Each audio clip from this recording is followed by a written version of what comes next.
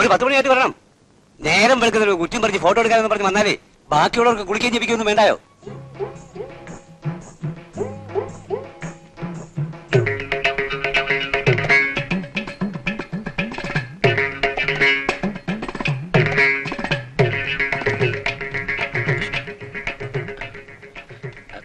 ഒരു നിമിഷം വരണേ. എന്താ? ഒരു കാര്യം പറയാനാ. എന്റെ അച്ഛനും അമ്മയാ, അവരുടെ മുമ്പ് വെച്ചൊന്നും പറയല്ലേ. ആരായാലും എനിക്കെന്താ, 71 തുടങ്ങിയതാ ഞാൻ ഈ സ്റ്റുഡിയോ. എനിക്കറിയാം സാർ. അറിയാമല്ലോ. അറിയാം. എന്തറിയാവുന്നു? 71 തുടങ്ങിയാണെന്ന്.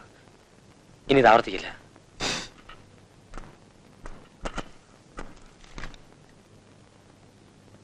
ഈ ജാതകത്തിനുള്ള ഒരു കുഴപ്പം, സ്വന്തം കാര്യം നോക്കാൻ പഠിച്ചിട്ടില്ല. മറ്റുള്ളവർക്ക് വേണ്ടി തത്രപ്പെട്ട് നടക്കുന്ന ഒരു മനസ്സാണുള്ളത്. അത് നല്ലതല്ലെന്നാണ് സ്വാമി പറയുന്നത്.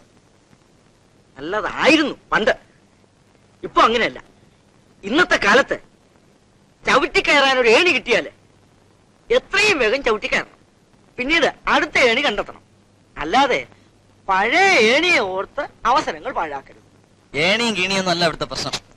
പിന്നെ കാര്യം പറയണ്ടേ, ചേട്ടന് നല്ലൊരു കല്യാണ ആലോചന വന്നിട്ടുണ്ട്. അത് നടക്കുവോ, നടത്തണോ, അതോ നടത്തിയാൽ എങ്ങനെ ഇരിക്കും, അതാണ് അറിയേണ്ടത്.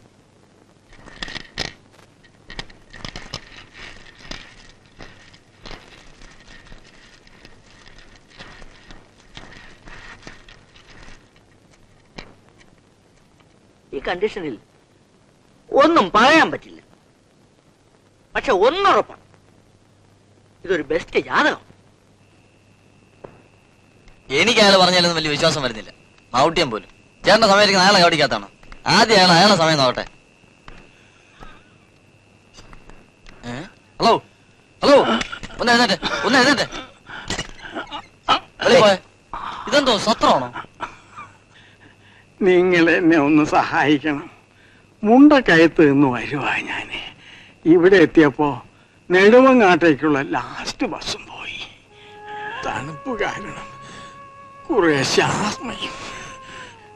ഒരു രാത്രി തണുപ്പില്ലാതെ ഒന്ന് കഴിയാനുള്ള അവസരം അകത്തെങ്ങാനും ഉണ്ടാക്കി തരണം. അതൊന്നും പറ്റില്ല. വല്ല ബസ് സ്റ്റാൻഡിലോ റെയിൽവേ സ്റ്റേഷനിലോ മറ്റോ പോയി കിടക്ക്. അങ്ങനെ പറയല്ലേ കുഞ്ഞുങ്ങളെ, എനിക്കിവിടെ എണീക്കാൻ വയ്യാത്തതുകൊണ്ടാ.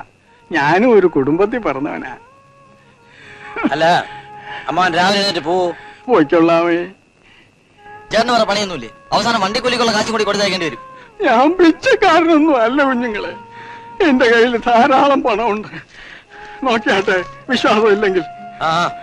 അമ്മ കാശ് ഭദ്രയോടെ പിടിച്ചു വെച്ചോ.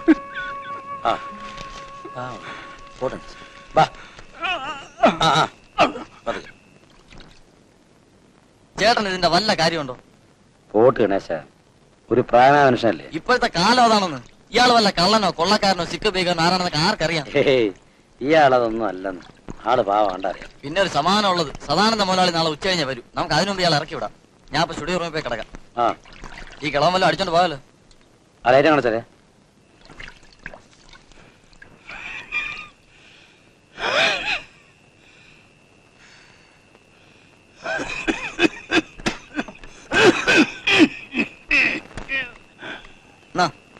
പിന്നെ ഉള്ള സ്ഥലത്തൊക്കെ ഒന്ന് അഡ്ജസ്റ്റ് ചെയ്യണം. രാവിലെ എണീറ്റ് കഴിഞ്ഞാൽ യാത്ര പറയാനും മംഗളം പറയാനും നിൽക്കണ്ട, സ്ഥലം വിട്ടോളണം.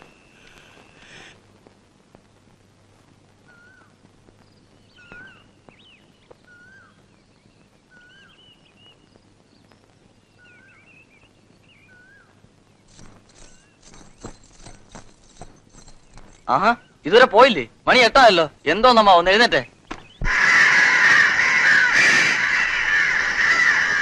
ചേട്ടാ ചേട്ടാ, ആ കിളവൻ ക്ലോസ് ആയി. ക്ലോസ് ആയെന്നോ? വെടിയായിന്ന് ഇരുന്നിരിപ്പ് ചത്തിരിക്കുന്നു. നേരെ നമ്മൾ സ്റ്റുഡിയോയിൽ ആൾക്കാർ, നമ്മളിപ്പോ എന്ത് ചെയ്യും?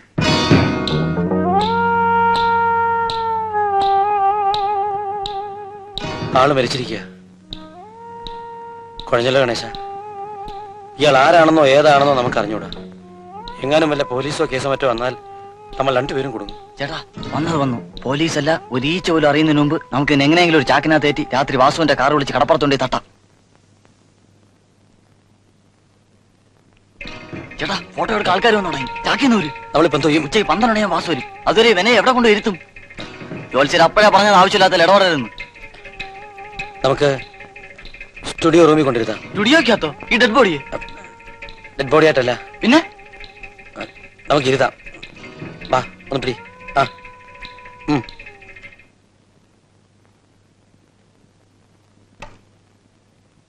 ഒന്ന് വെയിറ്റ് ചെയ്യണേ, സ്റ്റുഡിയോ ഇപ്പൊ തുറന്നേ ഉള്ളൂ.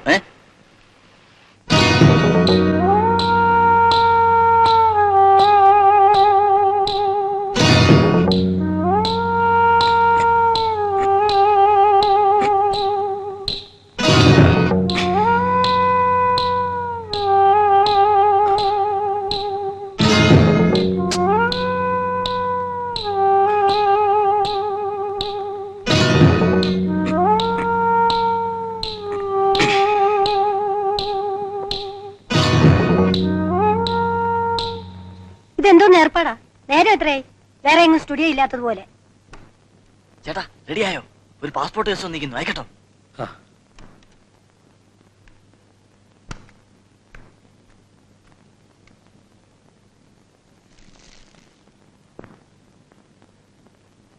സമയം എന്തായി?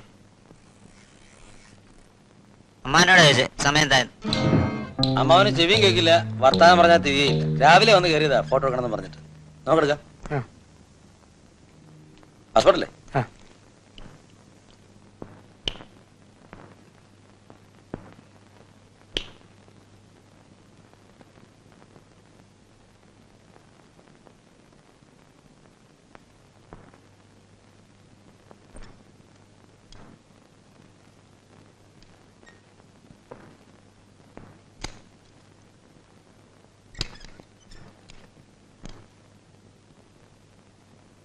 Smile, please.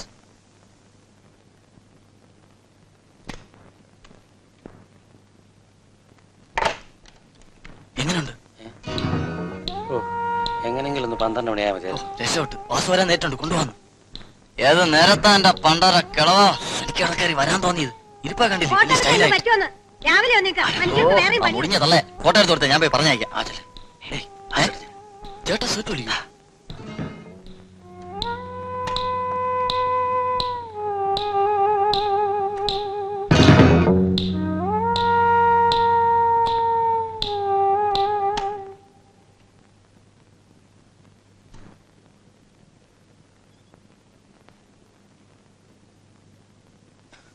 ക്യാബിനറ്റ് ഫുള്ളോ?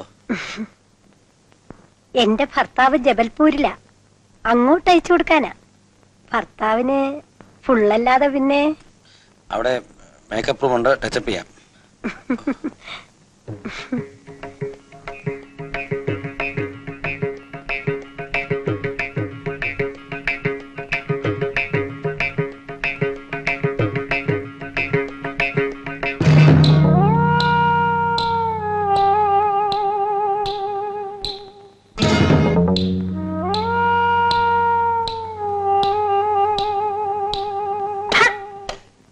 ഇതെന്തോന്ന് സ്റ്റുഡിയോ?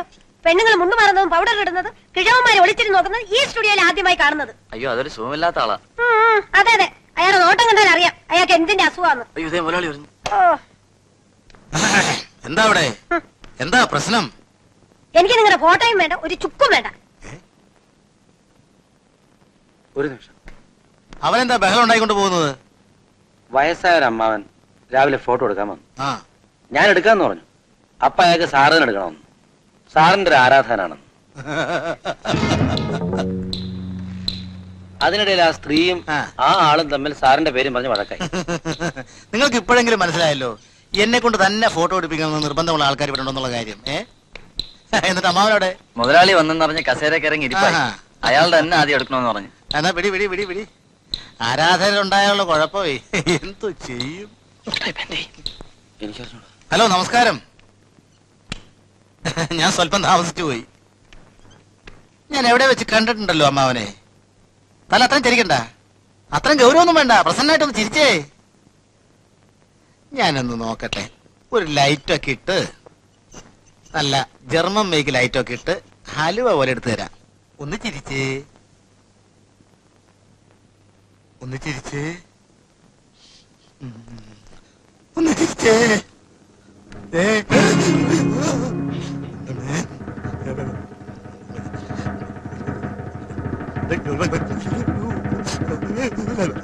71 തുടങ്ങിയാണ് ഞാൻ ഈ സ്റ്റുഡിയോ അറിയാമോ?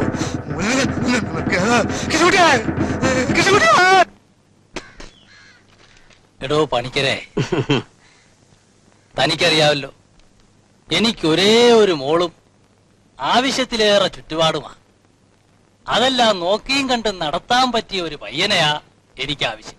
പണമൊന്നും എനിക്ക് പ്രശ്നമല്ല. അതുകൊണ്ടാ ഞാൻ കൃഷ്ണൻകുട്ടിയെ തന്നെ പറയുന്നത്. കൃഷ്ണൻകുട്ടിയെ കുട്ടിക്കാലം തൊട്ട് എനിക്ക് അറിയാവുന്നത് കൊണ്ടോ ഞാൻ ഈ ബന്ധത്തിന്റെ ദല്ലാളായത് കൊണ്ടോ പറയുകയല്ല. ഇത്രയും തങ്കപ്പെട്ടൊരു പയ്യനെ ഇക്കാലത്ത് കിട്ടില്ല.